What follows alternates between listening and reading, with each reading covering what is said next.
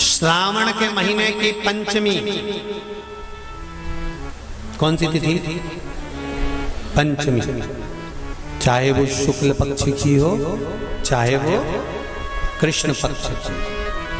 श्रावण महीने की पंचमी के दिन शंकर भगवान पर जिस जिस परिवार के व्यक्ति का कांवड़ जल हमने बताया है आपको, जरूरी नहीं है कि डंडा बांधकर 2 कावड़ के जल के लोटे लेकर जाओ, आप अपने हाथ में भी 2 पात्र लेकर जा सकते हैं।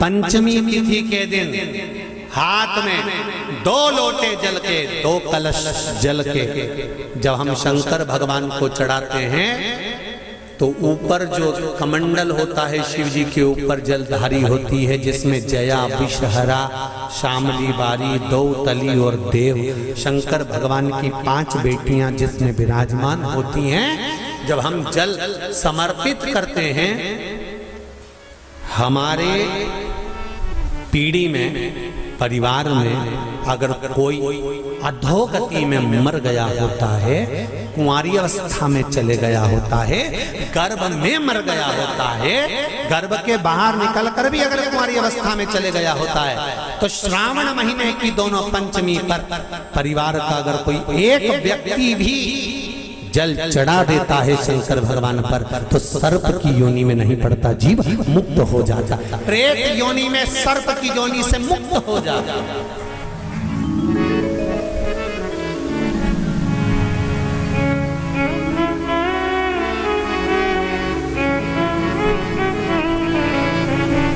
महाराज,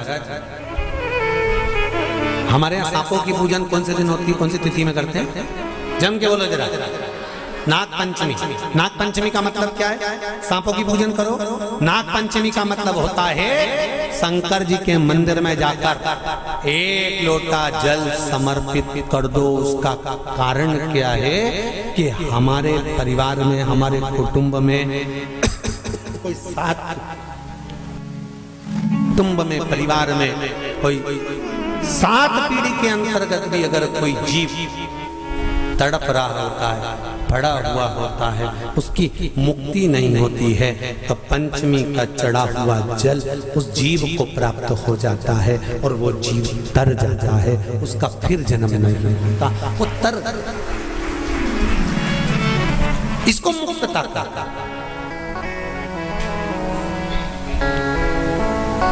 इसको मोक्षता का।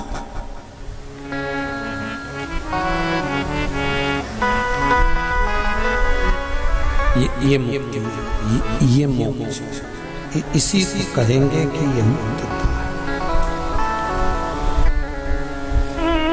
महाराज,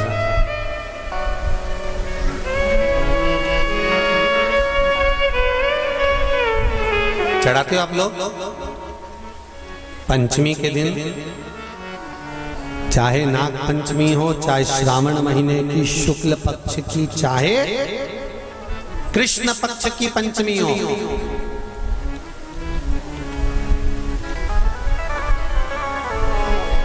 शिव जी पर जल चढ़ाया गया। और समझ लो अच्छे से, श्रावण महीने की पंचमी के दिन देवाधिदेव महादेव पर चढ़ाई गई शमी पत्र,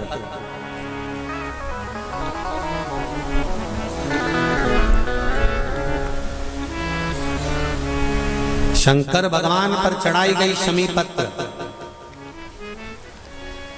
आस्तिक मुनि का नाम लेकर, कौन से मुनि? आस्तिक मुनि का नाम लेकर शमी पत्र को वापस उठाकर उसको अपने दरवाजे की चौखट पर कहीं पर भी या द्वार पर कहीं पर भी एक ओर रख देने पर घर के अंदर, बगीचे के अंदर सर्प प्रवेश नहीं करता। ध्यान रखिए, सर्प प्रवेश नहीं करेगा। शमी पत्र समर्पित करने पर, उस शमी पत्र को आस्तिक मुनि का स्मरण करने पर, कौन से मुनि है? आस्तिक मुनि का स्मरण करने पर भीतर घर के अंदर बगीचे में सर्प भी प्रवेश नहीं। उस शमी पत्र में जया, विषहरा, शामली वारी, दौतली और देव, ये पांचों कन्याओं का भाव प्रकट हो जाता है और वो कन्याएं हमारे घर के द्वार की रक्षा करती हैं। तुम्हारे घर की बहन बेटी क्या करती है? तुम्हारे घर की बहन बेटियां क्या करती हैं? घर में बहन बेटी आती हैं तो बद्दुआ देकर नहीं जाती। घर में कन्याएं रहती हैं, बद्दुआ नहीं देती। घर की बेटियां जब दरवाजा छोड़कर शादी कर वाले दिन, विदाई के दिन अगर जाती भी हैं तो बेटियां हाथ में धान भरकर फेंक कर जाती हैं कि मेरा मायका खूब फले फूले, आगे बढ़े। छापे लगाकर चली जाती हैं कि हमने हमारी जीवन की सारी दौलत, जीवन का सारा सुख अपने मायके में दे दिया है। वो बेटियां होती हैं। तो जया, विषहरा, शामली बारी, दौतली, देव, ये उस घर में निवास करती हैं जिससे ये घर में हम रक्षा। श्रावण के महीने में सारे व्रत आते हैं, बहुत सुंदर सुंदर। छोटी तीज का व्रत भी अभी आ जाता है, बड़ी तीज का व्रत भी आ जाता है। दुबे जी, छोटी तीज भी आएगी, बड़ी तीज भी आएगी और अच्छे से अच्छे व्रतों का क्रम रामकिशोर जी बीच बीच में श्रावण, भादो, कुंवर, कार्तिक में आते रहते। ये 4 महीना जो व्रत आते हैं, इन व्रतों की मूलता क्यों कही गई है? ये सारे व्रत चतुर्मास के अंतर्गत ही आते हैं। इन व्रत को बाद में भी आ जाना चाहिए, पर नहीं। मूल जो व्रत हैं, पूजन है, अनुष्ठान है, देवी देवताओं के जो पूजन के भाव बताए, वही चतुर्मास में बताए। इसका कारण क्या है? क्यों चतुर्मास के व्रत की महत्वता होती है? तो कहा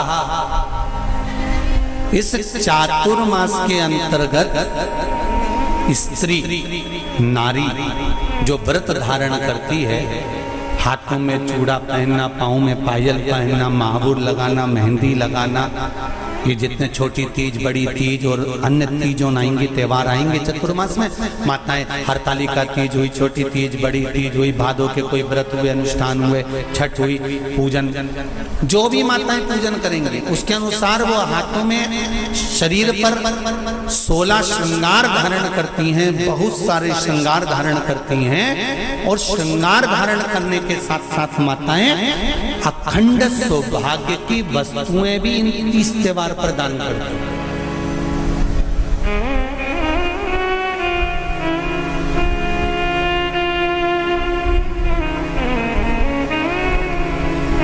जो अखंड सौभाग्य की सूचक, जो अखंड सौभाग्य की वस्तुएं वो देने का प्रयास करते हैं, दान। क्यों जीजियो, एक बात बताओ, जितने भी माताएं कथा सुन रही हैं और जितने फेसबुक यूट्यूब पर सुन रहे हैं और जितने आस्था चैनल पर सुन रहे हैं, श्रावण के महीने की श्रावण शिव महापुराण की कथा सुन रहे हैं, एक बात दिल से बताना, जितनी सौभाग्यवती माताएं होती हैं, ये संक्रांति पर भी 13 चीजें दान करती हैं, 14 चीजें दान करती हैं। बीच में कोई 16 सोमवार का उद्यापन करेंगी तो भी सुहाग की सामग्री देंगी, उद्यापन करेंगी तो भी सुहाग की सामग्री देंगी, कोई कार्य करेंगी तो भी सौभाग्य की सामग्री देंगी। सौभाग्य की सामग्री का दान क्यों किया जाता है? सौभाग्य सूचक वस्तुओं का दान क्यों किया जाता है?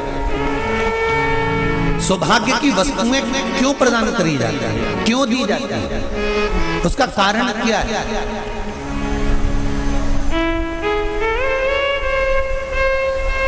क्यों देते हैं? महाराज, भारत की भूमि की सौभाग्यवती माताओं का एक मन की अभिलाषा रहती है, भारत की भूमि की माताओं की एक अभिलाषा रहती है कि जब उसके प्राण छूटे तो अखंड सौभाग्य धारण करके पति के कंधे पर और पुत्र के कंधे पर शमशान पर।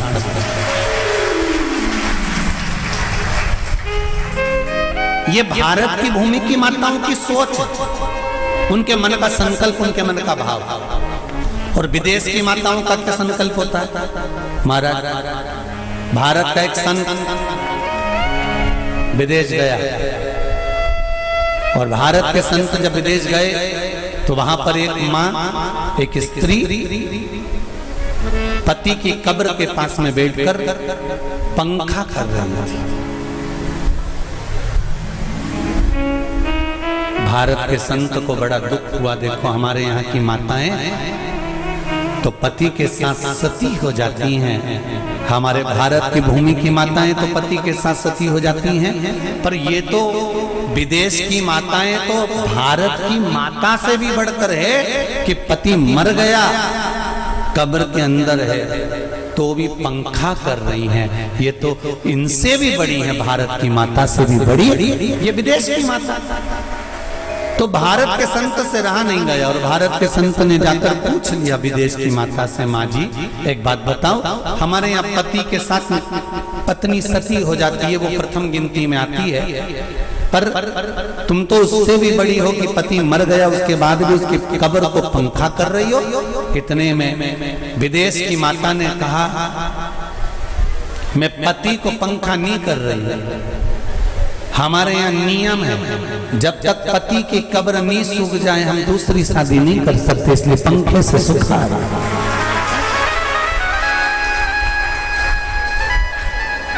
इसलिए पंखे से सुखा रही नहीं।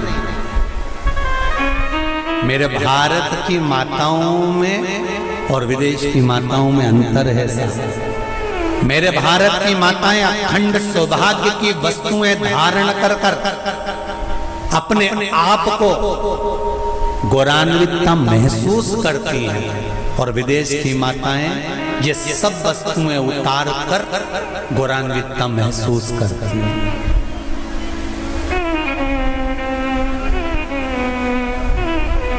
क्यों देते हैं चूड़ी का दान, क्यों देते हैं बिंदी का दान, क्यों देते हैं अखंड सौभाग्य का दान? किस महाराज?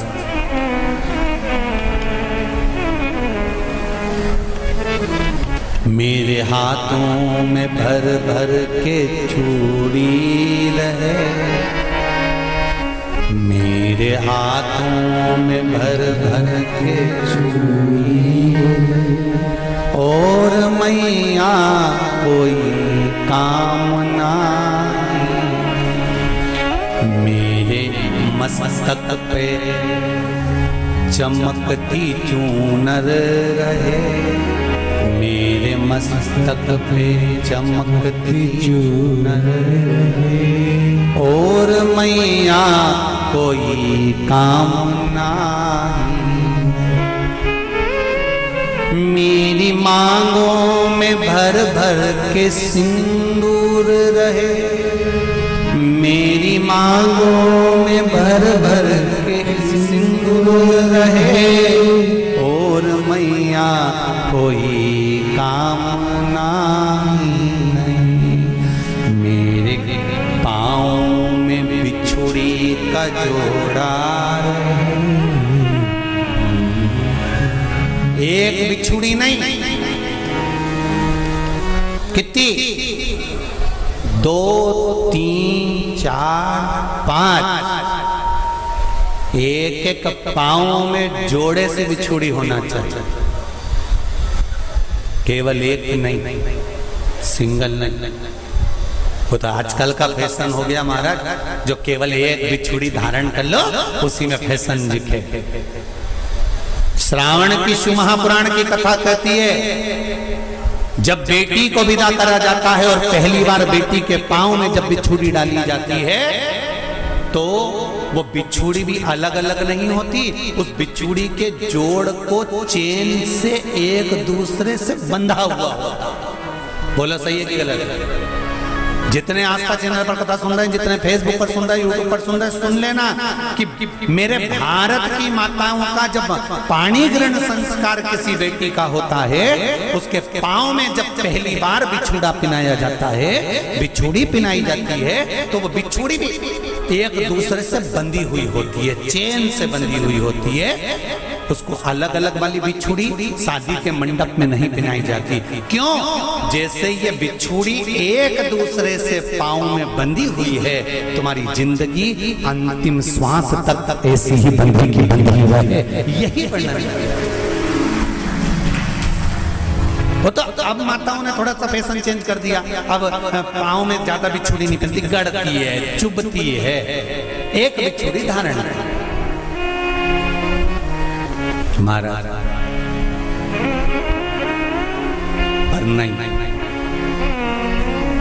बिछुड़ी भी दो हो, जोड़े से। हमारी माताएं, भारत की भूमि की जो माताएं हैं, ये चूड़ी भी हाथ में पहनती है तो जोड़े से पहनती है। बोलो जैसा सही है कि गलत है? एक अकेली चूड़ी माताएं हाथ में धारण नहीं करती हैं।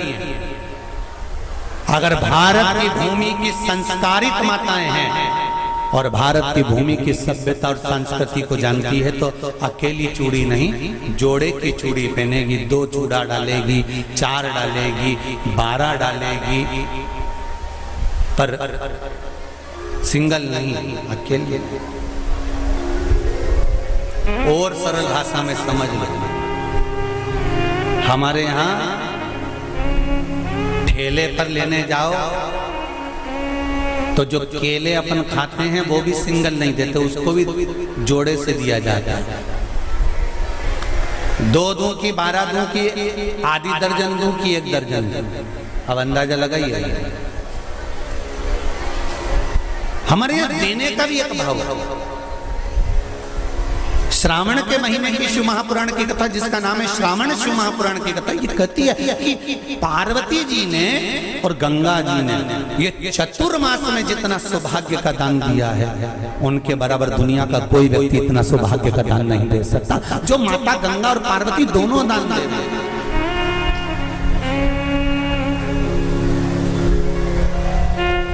प्रतिदिन दे रहे हैं। और अब तो फैशन आ गया, तुम लोगों को जो सौभाग्य का दान देते हो प्लास्टिक की डलिया में देते हो। पर एक एक पुराण को उठा कर देख लेना, एक एक उद्यापन को उठा कर देख लेना, जितनी तुम कथा तुम्हारे घर में छोटी छोटी कथाओं की पोथियां पड़ी हो, उनको उठा कर देख लेना। उसमें नहीं लिखा कि प्लास्टिक की डलिया में सौभाग्य की वस्तु का दान दिया जाता है। उसमें लिखा है बांस की पिटारी में, बांस की डलिया में सौभाग्य की वस्तुओं का दान दिया गया। क्यों? क्योंकि बांस वंश की वृद्धि करता है, बांस सौभाग्य की वृद्धि करता है, और बांस अखंड सौभाग्य। जैसे बांस का पौधा बढ़ते चले जाता है, बढ़ते चले जाता है, उसी तरह बांस की डलिया में जब दान दिया जाता है, बांस की टोकनी में जब दान दिया जाता है, तो ये भाव रखा जाता है कि तुम्हारा सौभाग्य ऐसे ही बढ़ता रहे। पर अब थोड़ा सा फैशन चेंज हो गया तो प्लास्टिक की डलिया, पर प्लास्टिक की नहीं। महाराज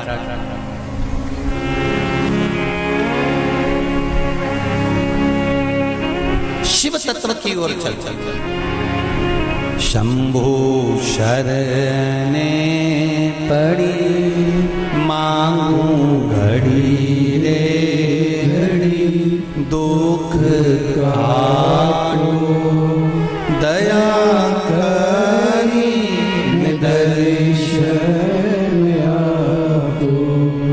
तो गंगा मैया और पार्वती मैया चतुर्मास के अंतर्गत जो त्योहार पड़ता है, चतुर्मास के अंतर्गत जो व्रत पड़ते हैं, ये किसी दूसरे के नहीं है।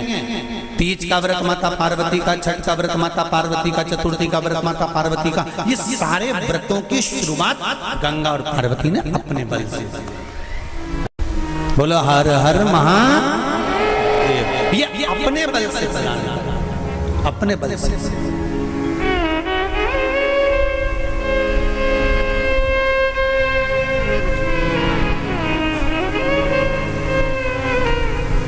एक बार बाबा देवाधिदेव महादेव भगवान शंकर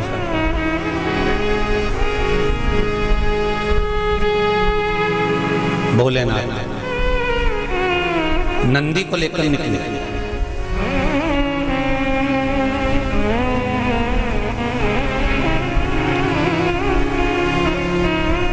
और नंदी को लेकर जब भोलेनाथ जी चले,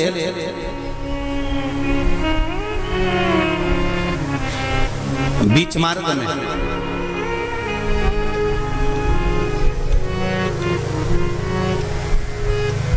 जिस चंचुला देवी का पति बिंदुक के प्राण छूटे थे और जो चंचुला देवी माता पार्वती की सेवा में लगी हुई थी, वो चंचुला देवी का दर्शन भगवान शंकर को और शंकर भगवान का दर्शन चंचुला देवी को। अब देखिएगा जरा कथा पर विशेष ध्यान रखना। श्रावण महीने की शिव महापुराण की कथा कह रही है कि नारी का अखंड सौभाग्य कैसे रह सकता है।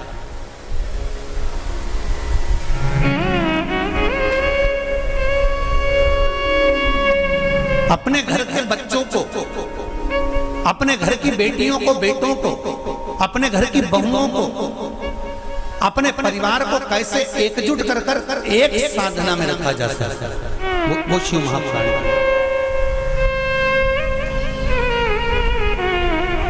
महाराज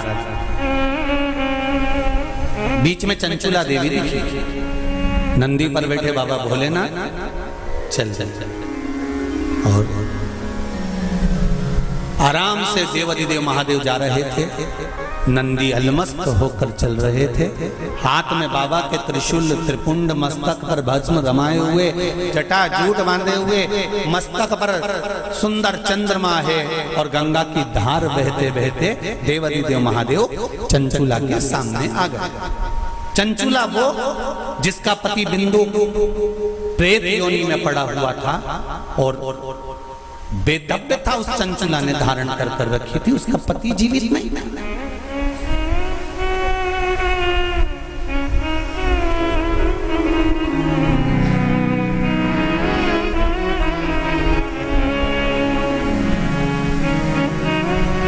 हाथ जोड़े चंचुला देवी ने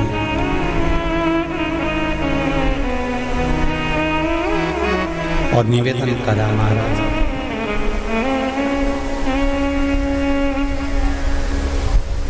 हे भोलेनाथ, हे त्रिकालदर्श, हे शिव, अरे वो काशी रेवण वाले की,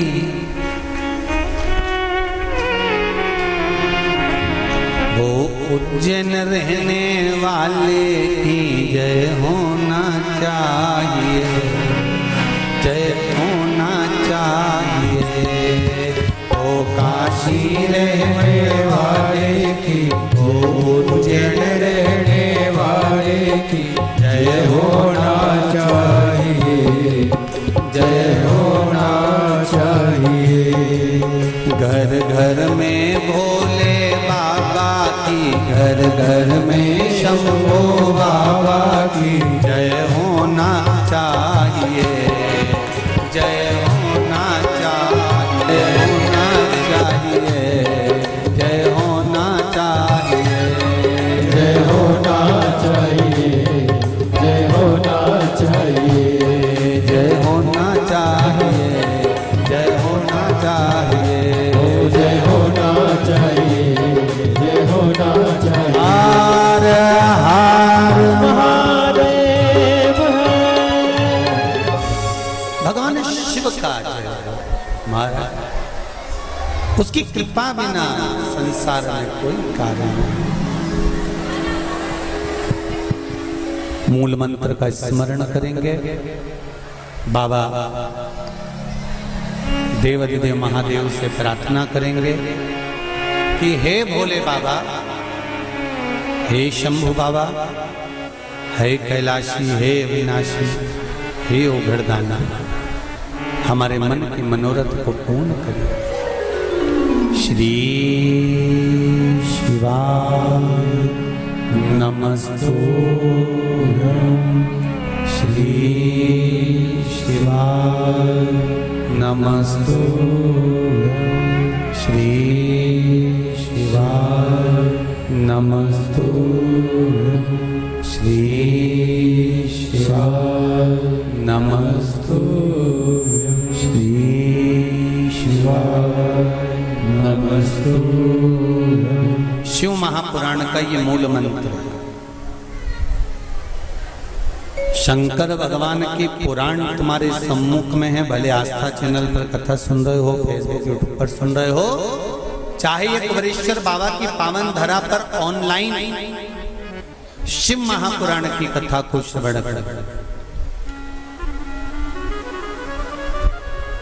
जहां बैठकर सुन रहे हो वहां दिल से बाबा से अपने मन की बात इस मंत्र को बोलने के बाद अवश्य कह देना चाहिए, उससे विनती अवश्य करना चाहिए। तेरा ही दिया मैंने खाया पिया, तेरा शुक्रिया है, तेरा शुक्रिया है। दिल से कहो, हम तेरे भरोसे पर कथा सुन रहे हैं, हम तेरे सहारे सुन रहे हैं और तुझे साधना है। और ये साधता भी वही है, कोई दूसरा नहीं साध सकता। महाराज तलवार के घाव को सुई पर निकाल देता है वो मेरा शंकर ही हो सकता है, इसके सिवाय कोई दूसरा नहीं।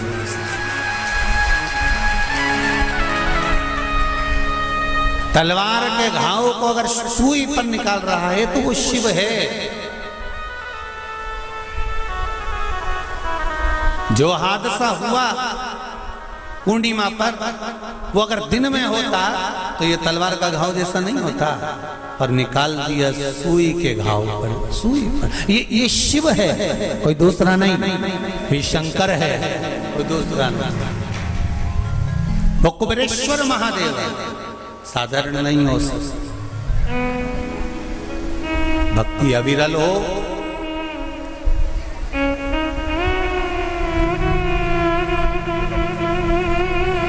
चारों तरफ लोगों ने कह दिया, कोई कहे 50 चले गए, कोई के 20 चले गए, कोई के 40 चले गए, कोई के ऐसा हो गया, कोई कहे वैसा हो गया, पर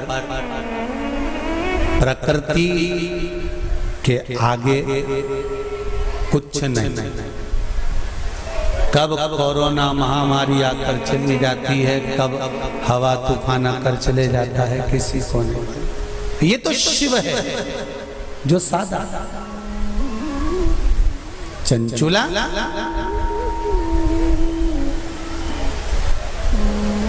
आपने मेरा मार्ग क्यों रोक दिया? भगवान देवाधिदेव महादेव ने पूछा।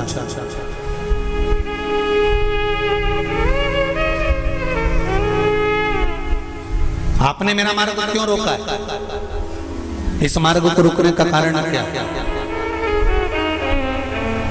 किस लिए रोका है? चंचुला देवी की आंख में जल भरा हुआ था।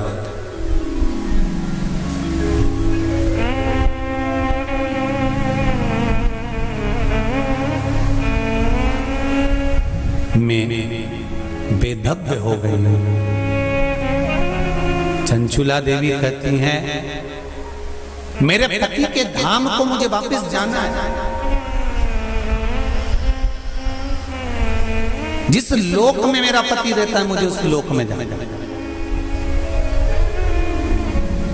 शंकर भगवान ने एक बात बड़ी सुंदर कही चंचुला देवी को, आपको मालूम है? चंचुला,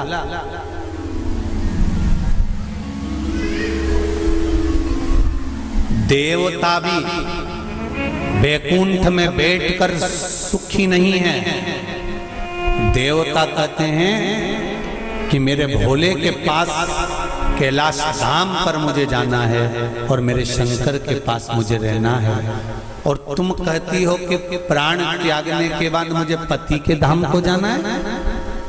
चंचुला जी कहती हैं, प्रभु मैंने भी कोई ऐसा पुण्य का कार्य तो नहीं करा कि मैं वैकुंठ जाऊं।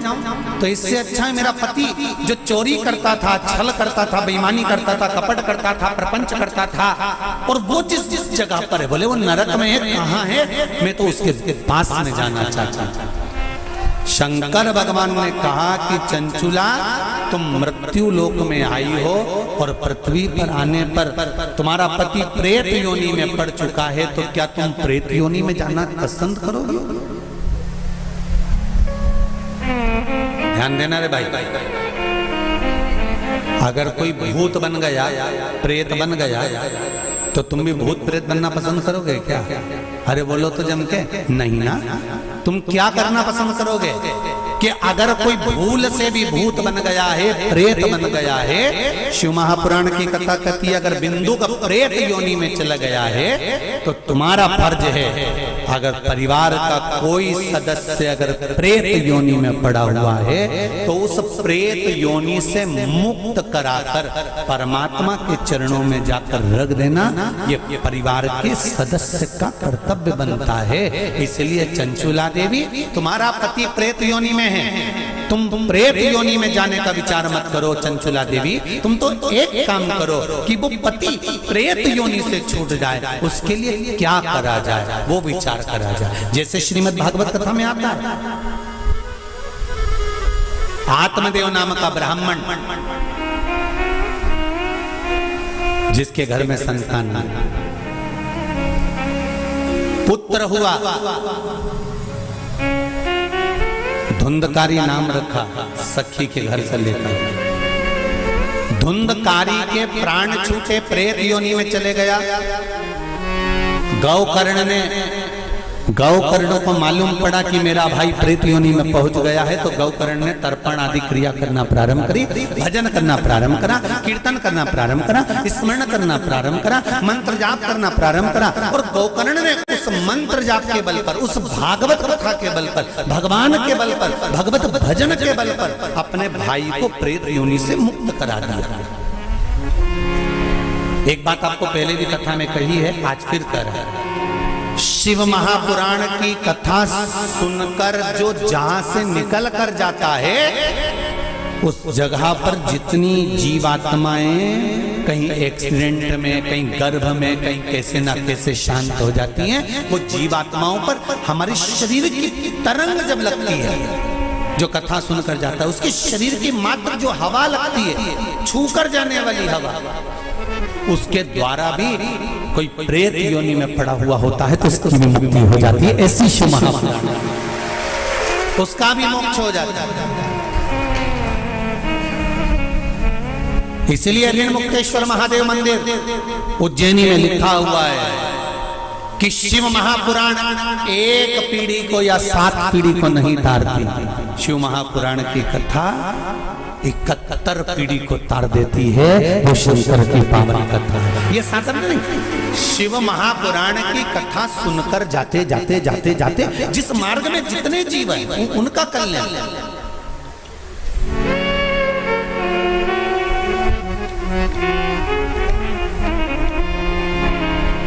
इतना तो करना स्वामी जब प्राण तन से मरना निश्चित है, प्राण छूटेंगे ये निश्चित है, कब छूटेंगे ये पक्का पता नहीं, किसकी कितनी उम्र है ये मालूम नहीं है। तो एक काम तो कर सकते हैं, भगवान से प्रार्थना तो कर सकते हैं कि बाबा ऐसी कृपा करना, ऐसी दया करना, मेरी ऐसी बुद्धि करना कि तेरा भजन करते हुए, तेरा दर्शन करते हुए, तेरा कीर्तन करते हुए, तेरा मंत्र जाप करते हुए मेरे प्राण छूट जाए। इतना तो करना स्वामी जब प्राण से निकले, गोविंद नाम लेकर जब प्राण तन से निकले। भगवान से इतनी प्रार्थना जरूर करना कि तेरे भजन करते करते, तेरा स्मरण करते करते, तेरा मंत्र जाप करते करते, तेरा कीर्तन करते करते, तेरी कथा श्रवण करते करते, दान पुण्य सत्कर्म करते करते, तीर्थ आदि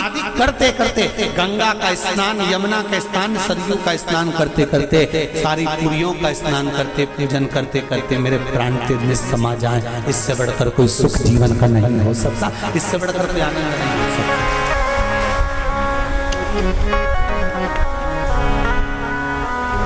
पलंग पे मत पटक जाना भोलेनाथ, कोई शरीर में ऐसा रोग मत दे देना कि बार बार बार बार बार बार शरीर को फाड़ा जा रहा है, काटा जा रहा है, बार बार। ये निकालो जांच के लिए मुंबई पहुंचाओ, ये निकालो जांच के लिए दिल्ली पहुंचाओ, ये निकालो जांच के लिए पुणे पहुंचाओ, जांच के लिए चेन्नई पहुंचाओ। ऐसा शरीर मत कर देना कि शरीर को काट काट काट काट और पलंग पर पड़ा हुआ है, सड़ रहा है और जा नहीं रहा।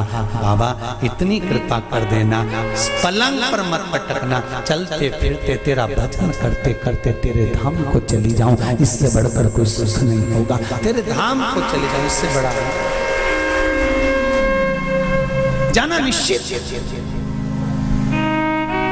पर तेरे भजन के बल पर।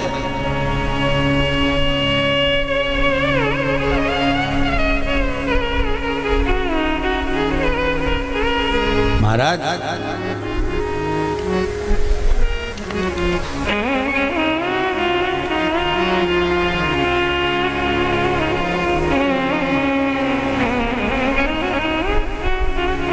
चंचुला देवी से भगवान शंकर कह रहे हैं कि तुम कहती हो कि मेरे प्राण छूटकर मैं पति लोक में जाऊं, जहां पर मेरा पति रह रहा है।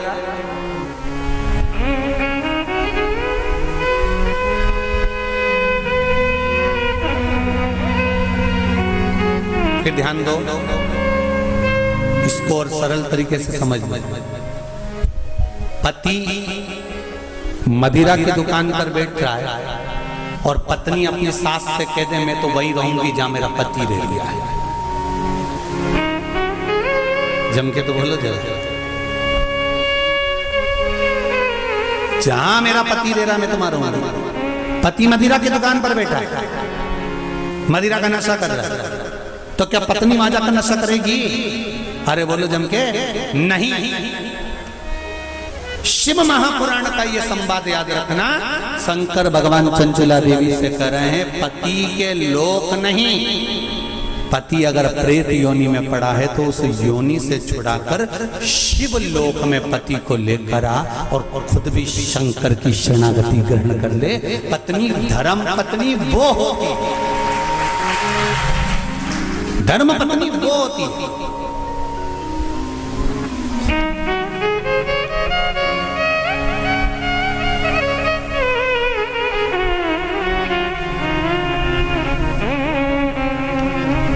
नहीं,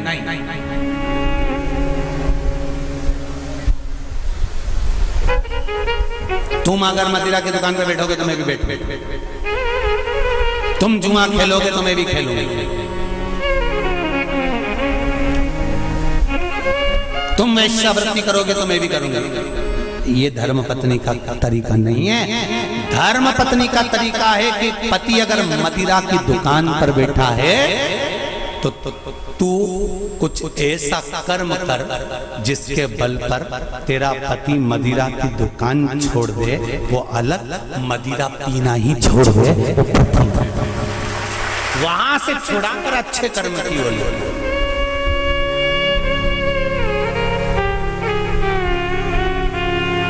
ये दुबे जी भी बैठे हैं कथा में और ये बोरबन जी भी बैठे होंगे महाराज, और ये सत्यता की बात कर रहे हैं हम दुबे जी को भी और रामकिशोर जी को।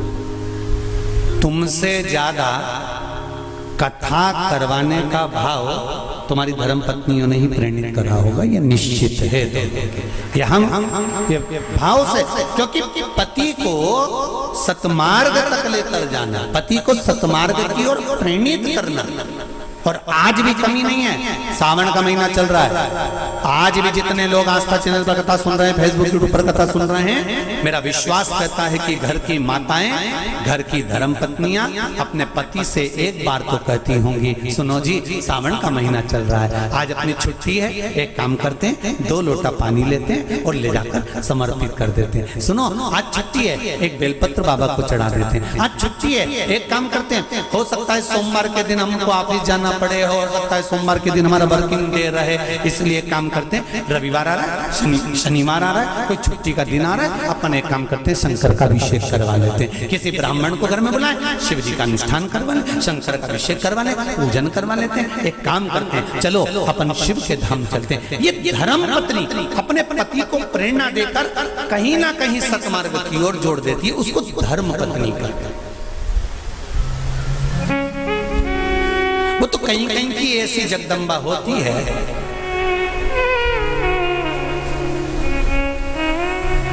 पति अगर गलत भी करता है ना तो वो कभी नहीं कहती कि तुमने गलत काम करता रहा, क्योंकि वो सोचती नहीं है ना, वो तो अच्छा है। मेरे माता पिता ने शादी कर दी तुम्हारे साथ, तुम मदिरा की दुकान पर बैठ रहे हो कि वेश्यावृत्ति कर रहे हो कि मांसाहार कर रहे हो कि क्या कर रहे हो, उसको कोई मतलब नहीं। वो तो लगी,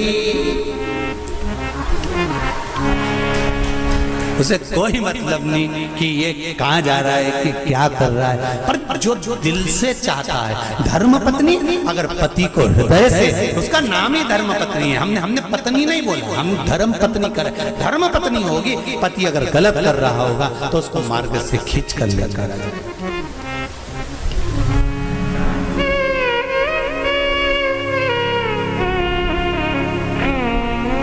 अब देखिए कितना सुंदर संवाद।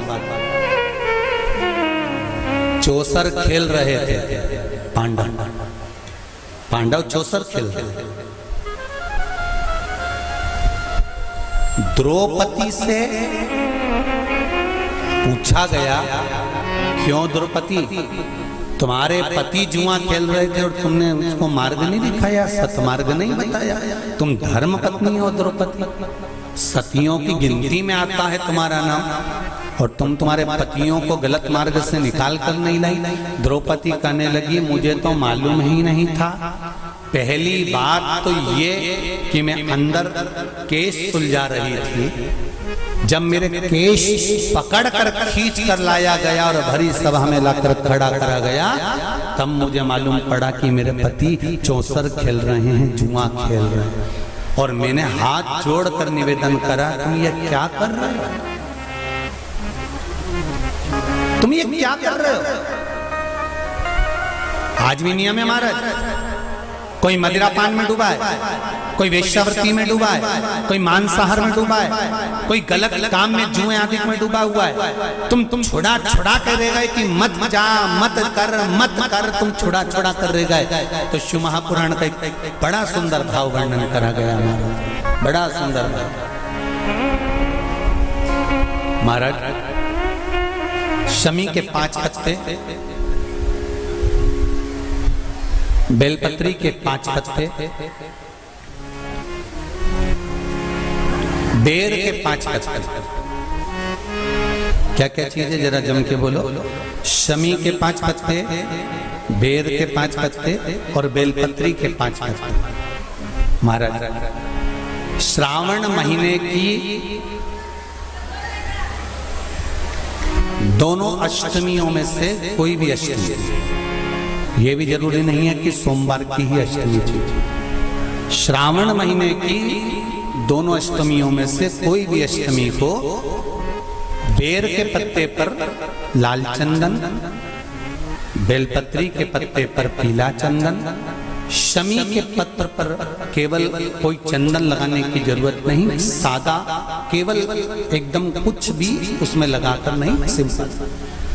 पहले लाल चंदन वाले पत्ते, फिर बेलपत्री के पत्ते, फिर शमी के पत्ते शिवलिंग के ऊपर समर्पित कर कर उसको उठाकर वापस लाकर बेलपत्री के पेड़ के नीचे ही 1 लोटा जल समर्पित कर कर पहले पत्ते चढ़ा देंगे, फिर लोटा भर जल समर्पित कर देंगे।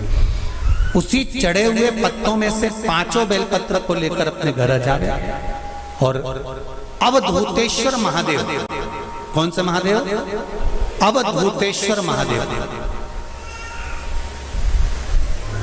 ये अवधूतेश्वर महादेव कौन से हैं? आपको कथा में कई बार वर्णन करा गया है। शंकर भगवान को क्रोध आया, ब्रह्मा जी ने क्रोध को लिया, समुद्र में डाला।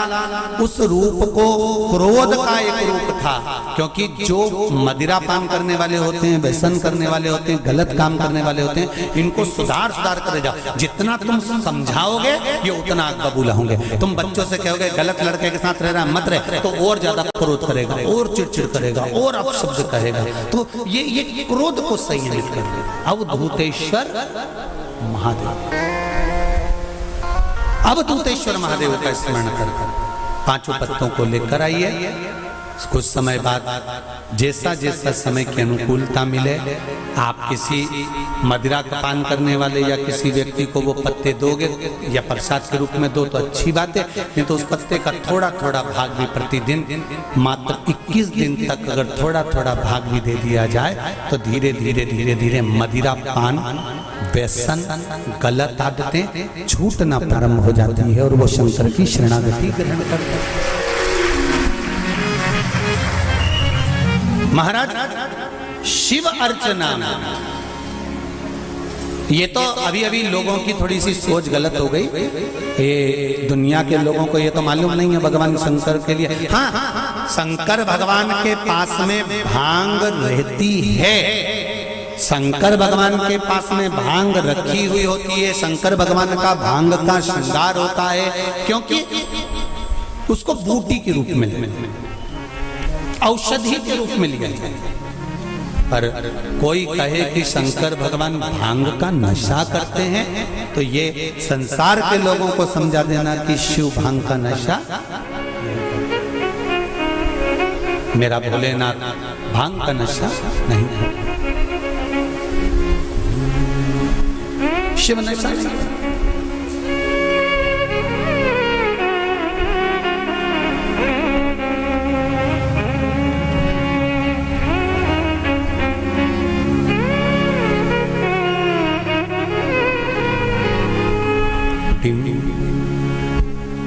महाराज शिव भांग का नशा, शंकर औघड़ी, मेरा भोलेनाथ औघड़ दानी, और मेरा शिव जब औघड़ी, मेरा शंकर जब भोलेनाथ औघड़ी, जितनी वस्तुओं को धारण करता है ये सब औषधि के रूप में प्रयोग है, सब औषधि।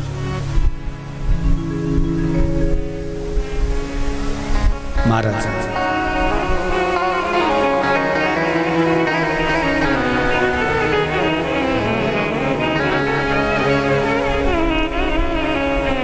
डिम डिम डमरू बजावेला हमार जोगिया, ओ हमार जोगिया। डिम डिम डमरू बजावेला हमार जोगिया, हमार जोगिया। डिम डिम डमरू बजावेला हमार जोगिया, ओ हमार जोगिया। डिम डिम डमरू बजावेला हमार जोगिया, हमार जोगिया। आओ से प्रेम से दोनों हाथों से डिम डिम डमरू बजावेला हमार जोगिया, ओ हमार जोगिया। डिम डिम डमरू बजावेला हमार जोगिया, हमार जोगिया। ओ हमार जोगिया, ओ हमार जोगिया, ओ हमार जोगिया, ओ हमार जोगिया। डिम डिम डमरू बजावेला हमार जोगिया, ओ हमार जोगिया। डिम डिम डमरू बजावेला हमार जोगिया, हमार जोगिया।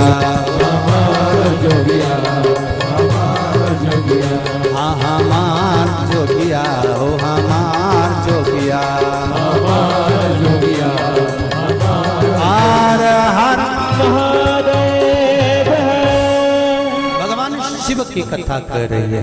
पार्वती मैया शिव जी के संग है। द्रौपदी 5 पतियों को देख कर कहती हैं कि तुमने ये गलत कर दिया। उनको नहीं मालूम। और महाराज श्री शिवाय नमस्तुभ्यं, श्री शिवाय नमस्तुभ्यं, श्री शिवाय नमस्तुभ्यं, श्री शिवाय नमस्तुभ्यं। हर हर महादेव। शिव कथा कर रहे हैं महाराज। भगवान शंकर का अनुमोदन कर रहा है, स्मरण कर रहा है। कथा कहती है यदि गलत मार्ग पर पति गया है तो उसको सत मार्ग पर लेकर आ।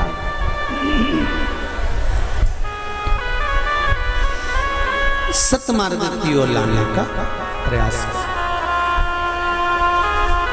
चंचुला देवी, आपका पति प्रेत योनि में पड़ा हुआ है और आप कहती हो कि प्रेत योनि में मुझे जाना है, पति के लोक में मुझे जाना है, ये श्रेष्ठ नहीं। गलत मार्ग पर कोई चला गया है तो उसको सत मार्ग पर खींच कर लाने का काम किसका है? जम के बोलो जरा। धर्म पत्नी का है कि अगर पति गलत मार्ग पर चले गया तो उसको खींच कर लिया।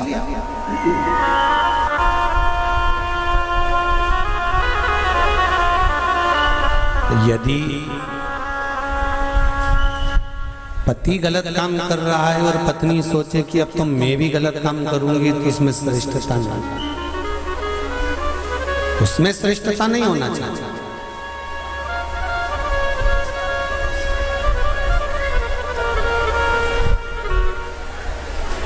अब मेरे उघड़दानी मेरे भोलेनाथ ने कहा, चंचुला तुम्हारा पति प्रेत योनि में पड़ा हुआ है।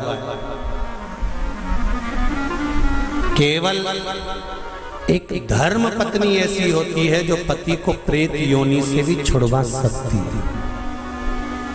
श्रावण शिव महापुराण की कथा बड़े ध्यान से सुनना मेरी जीजियों, स्मरण करिएगा जरा कि धर्म पत्नी में वो बल होता है कि पति को प्रेत योनि से भी छुड़ाकर बाहर कर सकती है। धर्म पत्नी, धर्म पत्नी।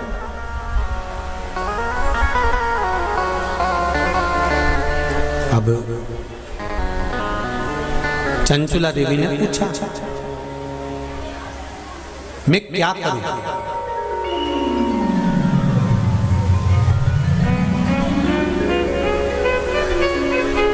शंभो शरणे घड़ी मांगो घड़ी घड़ी दुख कारो दया करी निदर्शन आपो। चंचुला देवी पूछ रही है कि मुझे करना क्या है? पति को प्रेत योनि से कैसे मुक्त किया जा सकता है? ध्यान से सुनना रे भाई।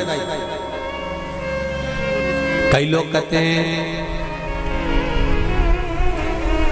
कि श्राद्ध पक्ष आ गया, ये कर लेना चाहिए तो प्रेत योनि से मुक्ति हो जाएगी।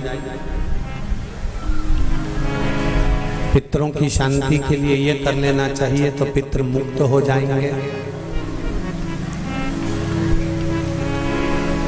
पहले तो एक बात अच्छे से समझ लो, पितृ मुक्त नहीं होते, उनकी शांति होती। क्या होती है? जम के बोलो जरा। उनकी शांति होती है। जब आप किसी तीर्थ में स्नान कर रहे हो, जब आप किसी तीर्थ में हो, स्नान कर रहे हो, पुण्य कर रहे हो, सत्कर्म कर रहे हो, भजन कर रहे हो, कीर्तन कर रहे हो, मंत्र जाप कर रहे हो, तो उसका एक अंश, एक भाग हमारे पूर्वजों के खाते में, हमारे पितरों के खाते में जाता है, तो उनके खाते में पहुंचता है, ये निश्चित है। आपने किसी ब्राह्मण को भोजन कराया, भले आपने पितरों के निमित्त नहीं जिमाया, कोई ब्राह्मण को एक गिलास पानी पिलाया, भले आपने पितरों के निमित्त नहीं पिलाया, पर आपका एक अंश उसके खाते में चला जाएगा। उससे क्या होगा? पितरों की शांति। और समझ लो, गया जी में पिंडदान कर देने से क्या पितृ मुक्त हो जाते हैं? बद्रीनाथ जाकर कपाल क्रिया करने से क्या पितृ मुक्त हो जाते हैं?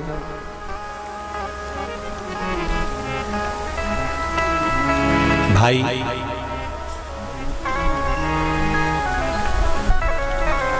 गया जी जाना तो वहां के पंडा जी से पूछना, हम यहाँ पिंडदान कर देंगे तो क्या वो मुक्त हो गए? पंडा जी कहेंगे, आप अपने पूर्वजों को गया का पिंड देकर, उनका पिंडदान कर कर आप उनको भगवान विष्णु के चरणारविंद में छोड़ गए, पर आप घर जाना तो घर पर जब जब श्राद्ध पक्ष आए तब ब्राह्मण को भोजन जरूर करो। भले तुम भूख मत देना, कौवे का मत निकालना, पर एक काम जरूर करना कि ब्राह्मण भोज कराना। उससे क्या होगा? 16 श्राद्ध में जब हमारे पितरों को, हमारे पूर्वजों को पितृलोक से छोड़ा जाता है, तो वो सबसे पहले जिस घर में रहे होते हैं, जहां उनका पिंड घर में दिया होता है, जहां रहे होते हैं, सबसे पहले वो वहां आते हैं, सबसे पहले वहां आएंगे। और अगर तुमने उनकी तिथि पर, उनके वार पर अगर आपने भोजन करा दिया है, तो उनकी मुक्तता नहीं, उनकी शांति हो जाती है।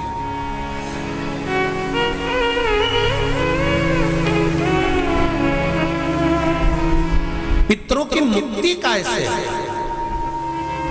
उनकी मुक्तता कैसे है? प्रेत योनि की मुक्तता कैसे है?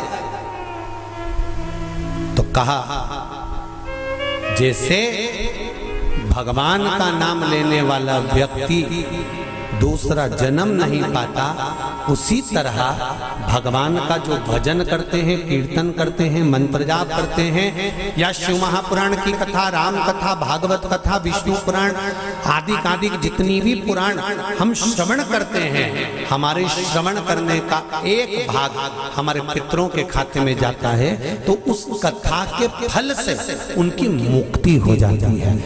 उनकी कथा के फल से मुक्तता। प्रेत योनि से मुक्त हो गया धुंधकारी, बिंदुक प्रेत योनि से मुक्त हो गया। काय से हुआ? शंकर का स्मरण, शिव महापुराण की कथा का रस तत्व ग्रहण करना, राम कथा, भागवत कथा का मात्र स्मरण करना, उससे मुक्त।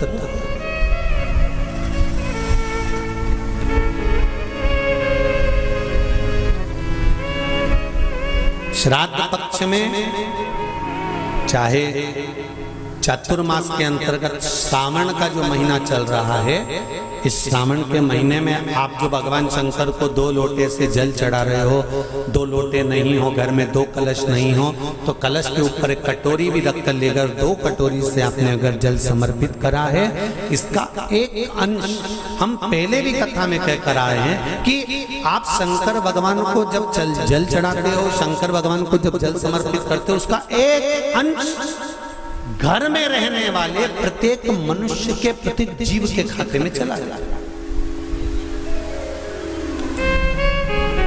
सारी समस्या का हल,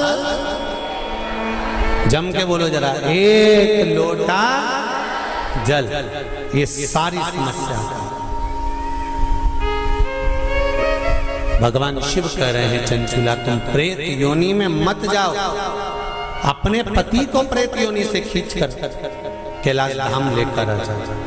इसको धर्म पत्नी कहते हैं। जो पति से कह दे कि तुम गलत काम कर रहे हो, ठीक है वो अपनी जगह पर धर्म पत्नी का फर्ज है कि वो गलत काम करने वाले पति को भी धर्म का पथ निश्चित करे।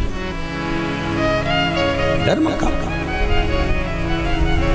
तेरा ही दिया मैंने खाया पिया है, तेरा शुक्रिया है, तेरा शुक्रिया है। चंचुला देवी ने पूछा कि मेरे पति को प्रेत योनि से छुड़ाकर आपके चरणों में लाने का तरीका क्या है?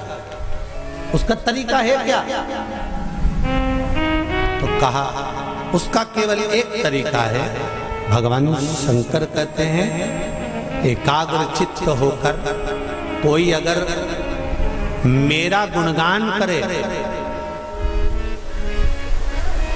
शिव कह रहे चंचुला देवी शंकर का मात्र गुणगान करने वाला शिव महापुराण की कथा को मात्र श्रवण करने पर तेरे पति प्रेत योनि से छूट जाएगा। चंचुला देवी ठहाका लगाई, हंसी, मुस्कुराई।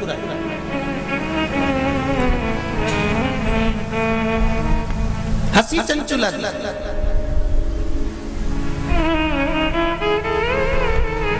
अब देखिए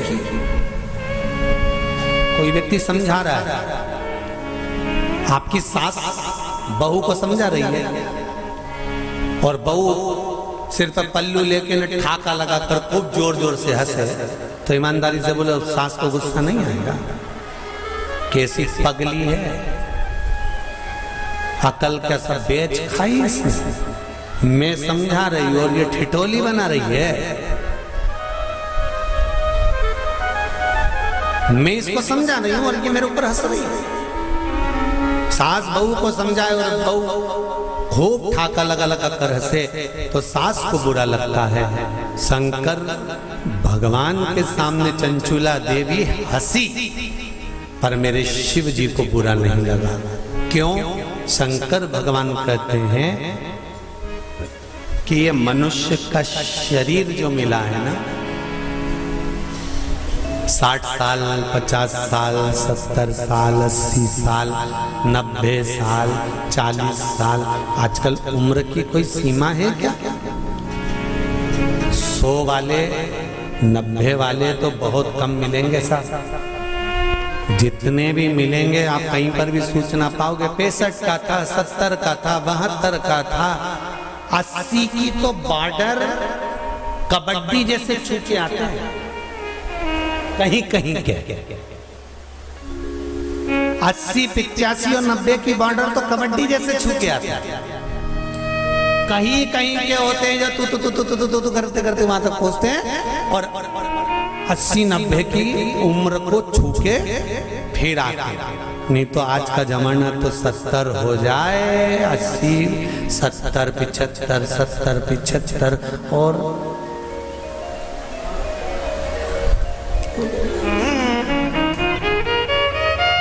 और बीच में कोरोना जैसा आ गया तो फिर तो 75 भी जाने दे। 35, 40, 42, 45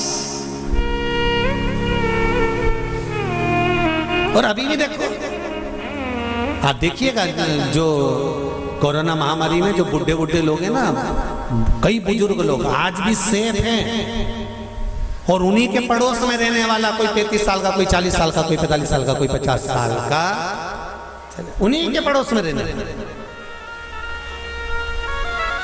और कई कई बूढ़ी बूढ़ी माताएं तो आज भी कह देती हैं भगवान हमको उठा लेता, इनको बेचारे को बचा लेता। भगवान भी मन में सोच रहे डोकरी को कौन ले जाए। अरे भाई हंसते हंसते मृत्यु भी उसकी आती है जो शंकर का उपासक होता है, भगवान का भजन करने वाला है। हंसते हंसते मृत्यु भी उसी की आती है जो शिव का उपासक है। नहीं तो इंजेक्शन बॉटल और शरीर सड़ रहा है, पड़ा है, बउओं ने 4 बार गोबर लीप के गीता जी सुना के नीचे सुला दिया, 3 बार गंगा जल भी पिला दिया, पर डोकरी फिर बोली चाय लिया, तो पीते से उसका क्या, तो फिर उठते बैठे।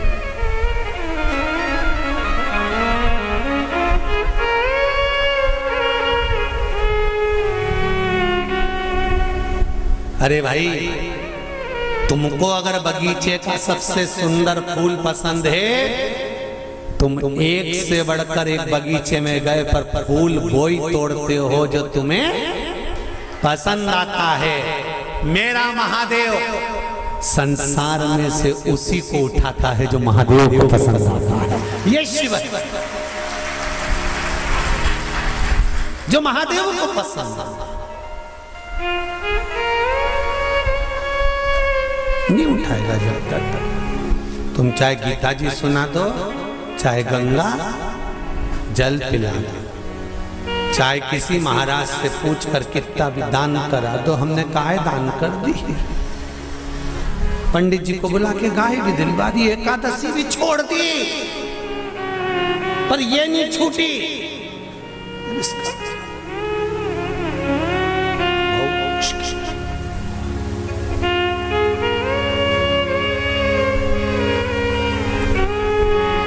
चंचुला ने ठाका लगा दिया,